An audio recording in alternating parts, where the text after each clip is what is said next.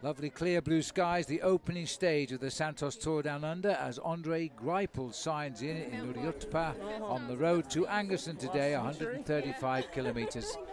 Cadel Evans, one of the pre-race favourites, a former world champion from Australia, looking in pretty good spirits. I think looking forward to trying to challenge this man, Simon Gerrans, the Australian national champion, a title which he took for the second year in a row just over a week ago. Yes, the gun goes off, 138 riders rolling away from Uriutpa. They'd see the town a couple of times later on as we go out now on 3 circuits. But immediately the gun goes, 2 riders breaking clear. Will Clark of Team Drapac in the red and Neil van der Ploeg of Uni SA. The first time into Bethany, 26 kilometres covered. Sprinting out for a 3-second time bonus and just getting it on the line, the man in red, Will Clark. 2 seconds of van der Ploeg.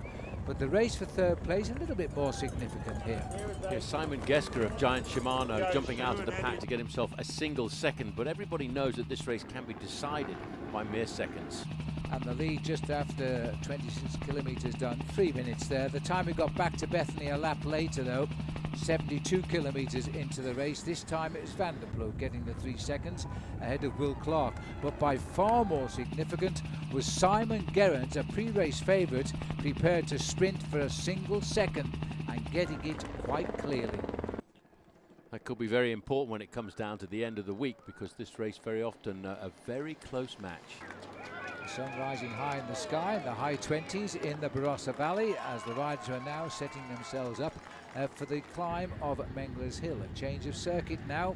The 2 riders still clear, but the gap coming down, although the pace itself was still pretty high. Onwards through Seppeltsfield, the peloton were now gathering their strength, and it was Team Belkin from Holland who were pushing the pace at the front. Yes, they knew that they had to pull these 2 riders in before they started to get to the climb of Mengler Hill, and that's why they kept the tempo at the front end of the main field high and fast. But as they approached the climb of Mengler Hill, one by one the 2 riders were pulled in, leaving only Will Clark, and eventually he was pulled back into the fold too. So it's 16 kilometres left to ride, and the ascent of Mengler's Hill, the field was all together. And then the Queenslander Adam Hansen, who rides for the Belgian Lotto Belisol team, was piling on the pressure. Pulling it clear just enough on a big crowd on Mengler's Hill. The first contest of the Skoda King of the Mountains was being won by Adam Hansen. He'd be the first leader in this classification. He desisted over the top, he was caught, and 2 riders trying to go for gold was the champion of Japan, Arishiro, and Bjorn Turau, both on the Europe car team from France. Yes, but as they charged into town, the front end of the main field was red and white, and that was Team Lotto Belisol trying to lead out the sprint for their man. And there was a little bit of a crash on the running towards the finish, which may have caused a bit of chaos, but at the front end of the main field, most of the riders were well organised. And left lying down there, David Tanner of Team Belkin, and was soon off to hospital. For the rest of the riders, it was a matter of gather their bikes and carry on, because the finish was literally just 1 kilometre around the corner. And now it was to be a battle of the sprinters, or would it be? First of all, they had to bring back the day's attackers, which they did.